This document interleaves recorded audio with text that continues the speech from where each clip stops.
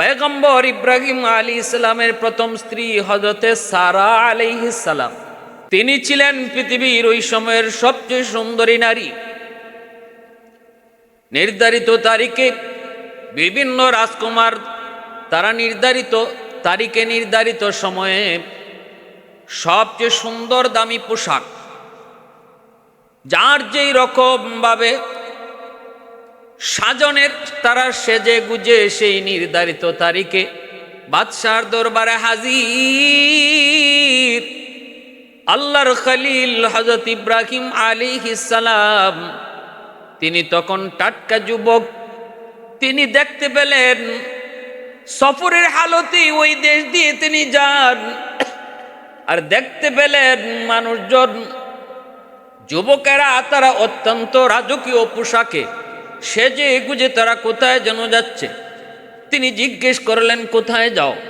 কই, বাদশার মেয়ের জন্য আজকে পাত্র পছন্দ করা হবে, যারাই প্রার্থী তারা যেন আজকে লাইনে দাঁড়ায়, এজন্য আমরা লাইনে দাঁড়াবার জন্য এসেছি। পয়গম্বর ইব্রাহিম আলাইহিস সালাম তিনি তখন মনে মনে ভাবলেন, তাহলে আমিও একটু চেষ্টা করে দেখি, একটু লাইনে দাঁড়াতে অসুবিধা কি। তিনিও যখন লাইনে দাঁড়াইতে গেলেন, পাশের রাজকুমার কয়, এ মিয়া, এই পোশাকে তুমি বুঝি এই লাইনে দাঁড়াইছো?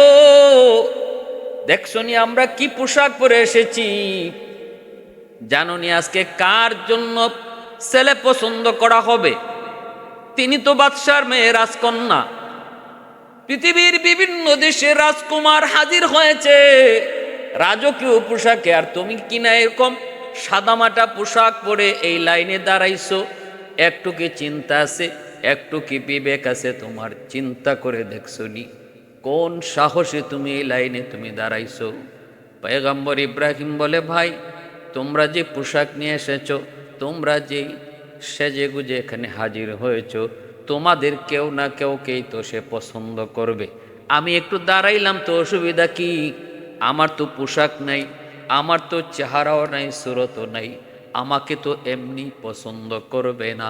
পছন্দ তো তোমাদের কাউকে না কাউকেই করবে। আমাকে একটু দাঁড়াইতে দাও, খামোখা আমাকে তোমরা ফেরত পাঠিয়ে দিও না, এখান থেকে সরায় দেওয়ার প্রয়োজন নাই, আমি এমনিতেই ডিলেট হয়ে যাব। কয় ঠিক আছে। হযরতে সারা আলাইহিস সালাম তিনি আসলেন, একে একে তিনি চয়েস করতেছেন। তিনার মাথায় তো স্বপ্নে দেখা রাজকুমার কই?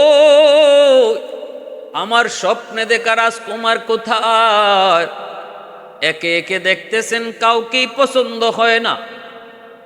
হঠাৎ করে নজর আল্লাহর খলিল হযরত ইব্রাহিম পয়গম্বর, ওনার দিকে, চেহারার দিকে নজর পড়া মাত্রই বিবি সারার আত্মা কেঁপে উঠল। একটা ঝলক মাত্র নজর পড়ল, সাথে সাথে উনি বুঝে গেলেন আমার স্বপ্নে দেখা রাজকুমার আজকের লাইনে হাজির হয়ে গেছে গো। ওই যে দেখা যায় সেই তো আমার স্বপ্নে দেখা রাজকুমার। সামনের দিকে একে একে আগান। চেহারা তো আল্লাহর পয়গম্বর, চেহারা তো কেমন হবে? কারণ রসুল বলেন, যাকে আল্লাহ যেই জমানার নবী বানান তিনি ওই জমানার সবচেয়ে সুন্দর মানুষ। তার চেহারার মধ্যে আল্লাহ পাক ওই জমানার সবচেয়ে সৌন্দর্য রেখে দেন যাকে যেই জমানার নবী বানান। ইব্রাহিম আলাইহিস সালামের চেহারা তো সুন্দর হবে, কিন্তু পোশাক তো আর তাদের মতো নয়।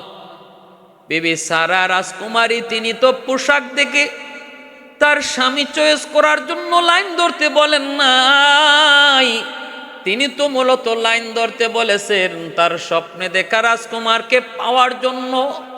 পেয়ে গেলেন, হাত ধরি বাবার কাছে এসে বলতেছেন, বাবা, আমি যাকে স্বপ্নে দেখেছি, একদিন নয়, 2 দিন নয়, পরপর কয়েক রাত স্বপ্নে আমি যাকে দেখেছি তাকে পেয়ে গেছি। এই যে নেন বাবা, তার সাথে আমার বিয়ে হবে। সাথে সাথে বিভিন্ন দেশে রাজকুমার তারা বুঝে গেল আসলে রাজকুমারী সারা স্বপ্নে যারে দেখেছে তাকেই সে চয়েস করেছে। দমদামে বিয়ে হয়ে গেল। আল্লাহর খলিল বিবিকে তিনি নিয়ে আসতেছেন। আসার পথে একটা জালেম সরকারের এরিয়া পার হতে হয় মিশর।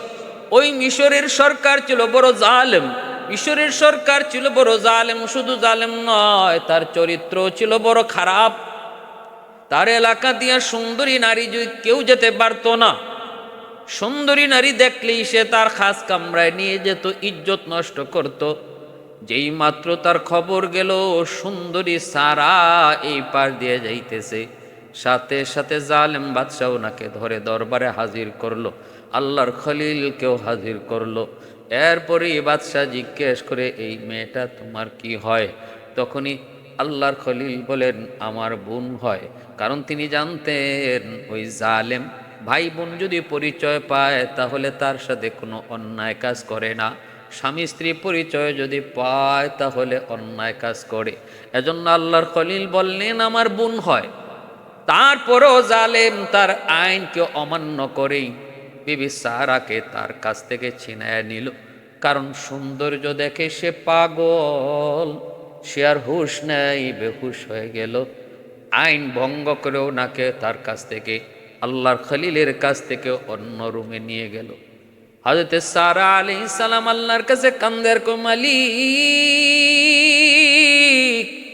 আমি জানি জালেম আমার গায়ে হাত উঠাইতে পারবে না, কারণ আমি তোমার খলিলের স্ত্রী, আমি তোমার বন্ধুর স্ত্রী, আমার গায়ে হাত উঠানো তার সম্ভব না। কিন্তু মালিক আমাকে যে জায়গায় যে রুমে নিয়ে এসেছে আমার স্বামীর চোখের অগোচরে, যদিও আমি বলি আমার গায়ে টাচ করতে পারে নাই, তবু আমার স্বামীর সন্দেহ জাগবে। অতএব তোমার কাছে মিনতি আকুতি, আল্লাহ আমার স্বামী আর আমার মাঝখানে যে পর্দা আছে সেই পর্দাটা তুমি তুলে দাও, যেন আমার স্বামী অন্য রুমে থাকার পরেও তিনি আমাকে পরিষ্কার দেখতে পারে। আল্লাহ তুমি তো সব পারো, আল্লাহ তুমি তো সব পারো, তোমার ক্ষমতার বাহিরে তো কিছুই নাই। আল্লাহ আমি যে নিষ্পাপ, আমি যে একদম পবিত্র, পুত পবিত্র, আমার গায়ে যে সে টাচ করার মতো শক্তি পায় নাই, এই বিষয়টা তোমার বন্ধুরে তুমি দেখায় দাও। সাথে সাথে আল্লাহ পাক দোয়া কবুল করে নিয়েছেন, মাঝখানে পর্দাগুলিকে আল্লাহ সরাইয়া দিয়েছেন। এইবার আল্লাহর খলিল নিজের চোখে তিনি দেখতে পান, বাদশাহ হাত বাড়াইতে চায়, অটো হাত অবশ হয়ে যায়। সাথে সাথে সারা আলাইহিস সালামের কাছে আবার মাপ চায়, ইনি মাপ করে দিলে আবার হাত ভালো হয়, আবার হাত বাড়াইতে চায়, আবার হাত অবশ হয়ে যায়। ওনার কাছে মাপ চায়, মাপ করে দিলে হাত ভালো হয়। এইভাবে তিনবার হাত অবশ হলো, আর হাত ভালো হলো, অবশ হলো আর ভালো হলো। এক পর্যায়ে জালেম বাদশা বুঝে গেল এ তো সাধারণ কোনো নারী নয়, এ তো সাধারণ কোনো পুরুষ নয়, এই মহিলা তো আমাকে বারবার বলছে সে আল্লাহর বন্ধুর স্ত্রী, আমি তো বুঝি নাই, চরম বেয়াদবি করে ফেলেছি। সাথে সাথে জালেম বাদশা আল্লাহর খলিলের কাছে আসলো, আইসা মাপ চাইল দুজনের কাছে, আর বলতেছে আমি বুঝি নাই, আমাকে তোমরা মাপ করে দাও। আর আমারও একজন বাদী আছে, আমার বাদীটার গায়েও আমি আজ পর্যন্ত হাত উঠাইতে পারি নাই, যখনই হাত তুলতে গেছি তখনই আমার হাত এমন অবশ হয়ে গেছে। সেও এমন কোনো আল্লাহওয়ালি নেককার, তাকেও আমি দিয়া দিলাম, তারও আমি তোমার বাদী হিসেবে দিয়া দিলাম, নাম হলো হাজেরা। আল্লাহর খলিল ইব্রাহিম বলেন আমি বাদী হিসাবে নিমু না, আমি বাদী হিসাবে নিমু না, আমি তারে নীলে স্ত্রী বানাইয়া নিমু। ও সারা তুমি যদি অনুমতি দাও তাহলে হাজেরাকে আমি বাদী হিসাবে নয়, হাজেরাকে আমি স্ত্রী বানাইয়া সাথে নিয়ে যেতে চাই। হযরতে সারা আলাইহিস সালাম খুশি মনে তিনি রাজি হয়ে গেলেন। তিনি বলতেছেন ঠিক আছে গো আল্লাহর বন্ধু, আল্লাহর খলিল, আল্লাহর পয়গম্বর, আপনি যা বলেছেন তা করেন, অসুবিধা নাই, আমিও আমার বোন হিসাবে তাকে মেনে নিব। সতীনকে বোন হিসাবে মেনে নিলেন, চলে গেলেন, থাকলেন ফিলিস্তিন। দীর্ঘদিন থাকতেছেন সিরিয়ায়, ওই এলিয়া থাকতেছেন, স্বামী স্ত্রী, দুইজন স্ত্রী আর স্বামী হলেন আল্লাহর খলিল। সন্তান হয় না, হয় না, হয় না, হয় না। 90 বছর পার হয়ে গেল, আল্লাহর খলিল ইব্রাহিম প্রায় বৃদ্ধ। ওই অবস্থা আল্লাহর কাছে কান্নাকাটি করে, মালিক রব্বি হাবলি মিনাস সালিহিন। 90 বছর বয়সে আল্লাহ কয় ফাবাশশারনাহু বিগুলামিন হালিম, নেও আমি তোমাকে সুসংবাদ দিতেছি একজন ধৈর্যশীল সন্তানের। সেই সন্তান আল্লাহ পাক দিলেন হযরতে হাজেরা আলাইহিস সালামের গর্ভে, নাম হলো ইসমাইল। যেই মাত্র হাজেরার সন্তান হলো ইসমাইল, তখনই বিবি সারার অন্তরে হিংসা জন্ম নিল, ঈর্ষা জন্ম নিল।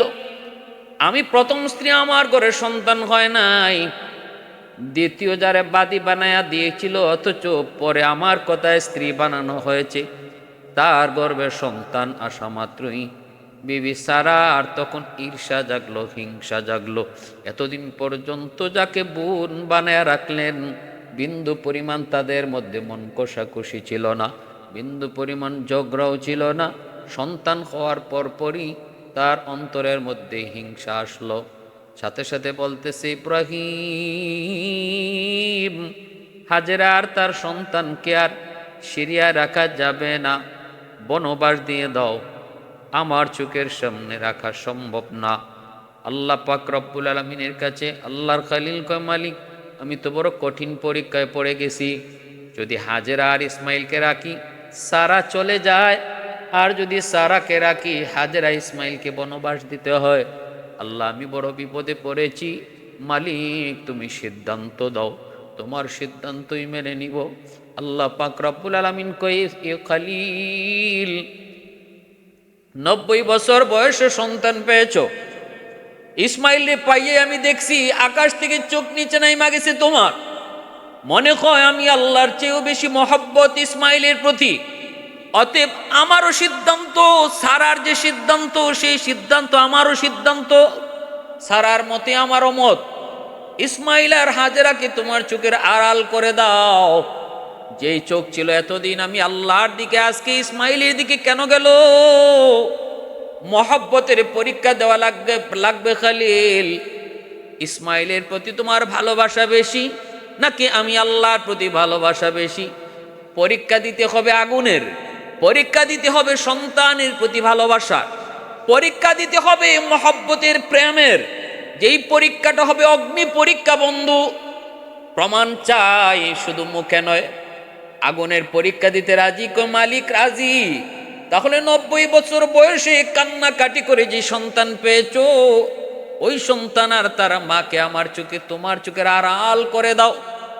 মালিক কোথায় রাখবো, কোন জায়গায় নিব?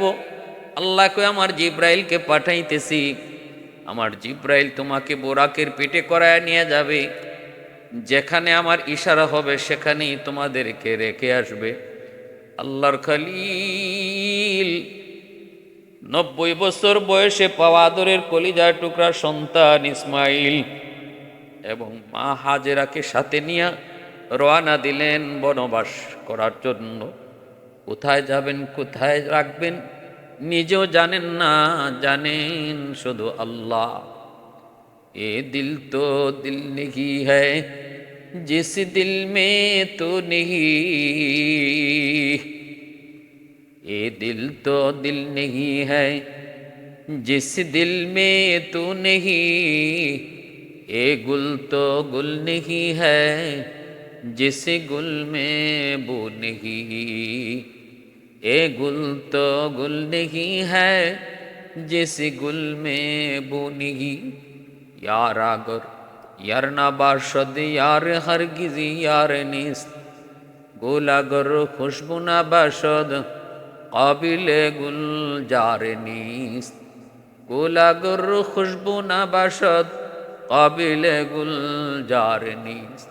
মোহাব্বত কারে কয়, ভালোবাসা কারে কয়, প্রেম কারে কয়? আল্লাহ পাকের সাথে আল্লাহর খলিলের প্রেম কি জাত অগ্নি পরীক্ষা তিনি দিতেছেন। ভাইরা বন্ধুরা, চলতেছেন হাজারো মাইল, শত মাইল নয় হাজারো মাইল পাড়ি দিয়া আজ যেখানে মক্কার জমিনে খানায় কাবা, আল্লাহর ঘর, ওই খানায় কাবা, যেখানে সেই জায়গায় আসা মাত্রই ইব্রাহিম আলাইহিস সালামকে জিব্রাইল কয়, আল্লাহর খলিল আল্লাহ পাকের ইশারা, এই জায়গাতে আপনি আপনার সন্তান আর স্ত্রীকে রেখে যাবেন গো, এখানেই হবে তাদের ঠিকানা, থাকার জায়গা, এই জায়গাতেই তারা থাকবে। আল্লাহর খালিল ইব্রাহিম ডানে বামে সামনে পিছনে তাকায়, কোনো মানুষ নাই, কোনো বসতি নাই, কোনো গাছ নাই, কোনো পালা নাই, কোনো পানি নাই, চতুর্দিকে শুধু মরুভূমি আর মরুভূমি, নাই পানি নাই গাছ নাই মানুষ। এমন একটা জায়গায় সন্তান আর তার মাকে রেখে যাওয়ার সিদ্ধান্ত দিয়েছেন আল্লাহ। রেখে যখন চলে আসতেছেন, বিবি হাজেরা শুধু এতটুকুই বলেছিলেন, স্বামীর পা জড়ায়া, স্বামী গো, কোথায় রেখে যাইতেছেন গো স্বামী? যেখানে কোনো মানুষজন নাই, পানি নাই, গাছ নাই, কিছুক্ষণ পরেই সূর্য ডুবে যাবে, অন্ধকার নেমে আসবে। এই মরুভূমিতে আমি একজন অবলা নারী, এত সুন্দর ফুটফুটে একটা অবুঝ নিষ্পাপ সন্তান নিয়ে কেমনে রাত কাটাবো? একটুও কি আপনার মায়া লাগে না গো স্বামী? আমি স্ত্রী না হয় আপনার কাছে দোষী, আমি স্ত্রী না হয় আপনার কাছে অপরাধী, কিন্তু আমার ওই নিষ্পাপ অবুঝ শিশুটার কি অপরাধ? আমি আমার দোষে না হয় শাস্তি পেলাম, কিন্তু আমার ইসমাইল কোন দোষে শাস্তি পাবে? ওগো স্বামী, একটু বলেন না। আল্লাহর খলিল কোনো কথা বলেন না, চোখ দিয়ে দর দর করে পানি পড়ে, কথার জবাব দিতে পারেন না। একটা পর্যায়ে বিবি হাজেরা শুধু বলতেছেন, স্বামী গো, কিছু না বললো এতটুকু বলেন, এখানে রেখে যাওয়ার সিদ্ধান্ত এটা কি আপনার নাকি আমার আল্লাহর? এই সিদ্ধান্ত কি আপনার নাকি আমার আল্লাহর? তখনই আল্লাহর খলিল কথা না কই আসমানের দিকে ইশারা দিয়া চোখের পানিটা মুছে ইশারা দিয়া বুঝিয়ে দিছি, বিবি, এই সিদ্ধান্ত আমার নয়, এই সিদ্ধান্ত আর ফয়সালা হলো আসমানি ফয়সালা। সাথে সাথে বিবি হাজেরা চোখের পানিটা মুইছে আল্লাহর কাছে হাত উঠায়, মালিক, যদি এটা তোমার সিদ্ধান্ত হয়, তাহলে এই বিপদগ্রস্ত জায়গায় আমাকে উদ্ধার করার মালিক তুমি। তুমি তো ওই মালিক যিনি বিপদে ফালায়, তুমি তো ওই মালিক যিনি বিপদ থেকে উদ্ধার করে। আমি যদি বিপদে পড়ি, তোমার কাছে উদ্ধারের জন্য আবেদন করি। চোখের পানি জড়ায় আল্লাহর কাছে কাঁদলেন। আল্লাহর খলিল তিনি চলে আসলেন। 3 দিন মাত্র যেই পানি আর খেজুর দিয়া গেছিলেন, সেই পানি 3 দিনে শেষ। এরপরেই তো ইসমাইল আলাইহিস সালাম মার দুধ খাবেন, দুধ ও বুকের দুধ শুকায় গেছে, কারণ পানি নাই, খাবার নাই, পানি নাই, খাবার নাই, মার বুকের দুধে কোনো দুধ নাই। ছোট্ট ইসমাইল পানির তৃষ্ণায় জিহ্বা বের হয়ে আসতেছে। মার চোখের সামনে এত সুন্দর ফুটফুটে নিষ্পাপ সন্তান ইসমাইল পানির তৃষ্ণায় জিহ্বা বের হয়ে আসতেছে। হয়তো প্রাণবায়ুটা কিছুক্ষণের ভিতরেই চলে যাবে। পৃথিবীতে এমন কোনো মা নাই গো, যেই মা সন্তানের মৃত্যুর দৃশ্য দেইখা বইসা থাকতে পারে। পৃথিবীতে এমন কোনো মা নাই যেই মা সন্তানের মরণের দৃশ্য দেইখা সহ্য করতে পারে। সাথে সাথে তিনি আল্লাহর কাছে হাত উঠাইলেন, মালিক, ও মালিক, তুমি আমাকে ধৈর্য দাও। আল্লাহ, তুমি আমাকে ধৈর্য ধরার তৌফিক দাও। আমার বিশ্বাস মালিক, তোমার কথায়, তোমার সিদ্ধান্তে যেহেতু এখানে এসেছি, তোমার সিদ্ধান্তে যেহেতু তোমার খলিল এখানে রেখে গেছেন, তুমি সহায়, তুমি উত্তম হেফাজতকারী হবে। আল্লাহ, আমাকে তুমি এর চেয়ে কঠিন পরীক্ষায় ফেলাও না। তাকায় দেখেন সাফা পাহাড়ের উপরে যেন পানি একটু দেখা যায়। দৌড় দিলেন পাগলের মতো সাফা পাহাড়ে, যায় দেখেন না, এটা পানি নয়, সূর্যের আলোটা একটা পাথরের মধ্যে পড়ছে। পড়ার কারণে একটা মরিচিকার জন্ম নিছে, মনে হয় যেন পানি, আসলে পানি নয়, সূর্যের আলো পাথরের মধ্যে পড়ার কারণে পানি পানি লাগছে। হযরত হাজরা আলাইহিস সালাম তাকায় দেখেন ইসমাইল পানির তৃষ্ণায় ছটফট ছটফট করে। দৌড় দিয়ে সামনে তাকায় দেখেন মারোয়া পাহাড়ের উপরেও যেন একটু পানি পানি লাগতেছে। মন বুঝে না কি করে একটা মার মন কি বুঝ দিবে, আবার একটা দৌড় দিলেন, তাড়াতাড়ি গেলেন মারোয়া পাহাড়ের উপর। আইসা দেখেন না না, এটাও পানি নয়, এখানেও পাথরের মধ্যে সূর্যের আলোটা পড়ছে গো। এই সূর্যের আলো পড়ার কারণে মনে হয় যেন পানি, মূলত এটা পানি নয়। মাগো একটু নিজের উপরে চিন্তা করে দেখো, এমন একটা অবস্থা যদি আমার তোমার উপরে আসতো, কয়জন আমরা এই পরীক্ষা দিতে পারতাম, কয়জন আমরা নিজেরই সহ্য করতে পারতাম। কিরকম কঠিন পরীক্ষা আল্লাহ তাদের কাছ থেকে নিছেন। ভাইরা বন্ধুরা, এইভাবে তিনি মারোয়া পাহাড়ে আইসা আবার আবার ইসমাইলের দিকে তাকান, তাকায় দেখেন হাত পাগুলি নাড়াইতেছে দেখা যায়। সাফা পাহাড়ের উপরে গেল ইসমাইলকে দেখা যায়, মারোয়া পাহাড়ের উপরে গেল ইসমাইলকে দেখা যায়। কিন্তু সাফা আর মারোয়ার মাঝখানে একটু জায়গা আছে, সমতল জায়গা। ওই জায়গাটাতে গেলে পরে নিচু জায়গা থেকে ইসমাইলকে দেখা যায় না। ওখানে যাওয়া মাত্রই, কারণ হযরত হাজরা আলাইহিস সালাম পানির জন্য সাফা থেকে মারোয়ায় দৌড় দেন, মারোয়া থেকে সাফায় দৌড় দেন। মাঝখানে যে জায়গাটা নিচু জায়গা, ওই জায়গায় গেলে পরে আর ইসমাইলকে দেখা যায় না। যার কারণে ওখানে তিনি জোরে একটা দৌড় দিতেন, জোরে দৌড় দিতেন, কারণ এই টাইমটাতে যদি আমার ইসমাইলের ক্ষতি হয়ে যায়, ওই জায়গাটাতে দেখা যায় না মনে করে, দেখা যায় না বিদায় তিনি একটা জোরে দৌড় দিতেন। আল্লাহ পাক রব্বুল আলামিনের কাছে ওই দৌড়টা এত ভালো লাগছে, আল্লাহ পাক রব্বুল আলামিন তামাম দুনিয়ার সমস্ত হাজিদেরকে আল্লাহ ফরমান জারি করে দিয়েছে, আমার হাজেরা পানির জন্য যে সাফা মারওয়ায় দৌড় দিছিল, সাফা মারওয়ায় দৌড়াদৌড়ি করছিল 7 বার, তোমরা যদি হজ কবুল করাইতে হয় এই 7 বার সাফা মারওয়ায় সাই করা লাগবে। আর ওই যে মাঝ জায়গাটায় আমার হাজেরা দৌড় দিছিল ইসমাইলকে না দেখার কারণে, ওই দৌড়টাও আমি আল্লাহর কাছে এত মকবুল, এত মকবুল। তোমরা হাজিরা ওই খালি জায়গা, ওই মাঝখানের সমতল জায়গাটাতেও আমার হাজেরার স্মৃতিক বিচরণ করার জন্য দৌড় দিবা, আর দৌড় দিলে আমি আল্লাহ তোমাদের হজ কবুল করব। এইভাবে আল্লাহ পাক রব্বুল আলামিন সমস্ত হাজিদের জন্য হাজরা আলাইহিস সালামের সেই স্মৃতিকে তামাম দুনিয়ার হায়াত যতদিন আল্লাহ জীবিত রেখে দিয়েছেন, জীবিত রেখে দিয়েছেন। ভাইরা বন্ধুরা, নিরাশ হয়ে তিনি ইসমাইলের পাশে আসলেন। আইসা দেখেন আর হয়তো কিছুক্ষণ ইসমাইল দুনিয়া থাকবে গো। জিব্বাটা যেন তার বুকের উপরে চলে এসেছে। তখনই হাত উঠে আল্লাহর কাছে এমন কান্না শুরু করলেন, মালিক আমি অসহায়, আমি অবলা, আমি কিছুই পারি না, আমি একদম কমজোর, কিন্তু তুমি তো সহায়, তুমি তো সবল, আল্লাহ তুমি তো সব পারো, আমি একজন নারী আর কি করব গো আল্লাহ, তোমার কাছে আমার ইসমাইলের প্রাণ ভিক্ষা চাই মালিক।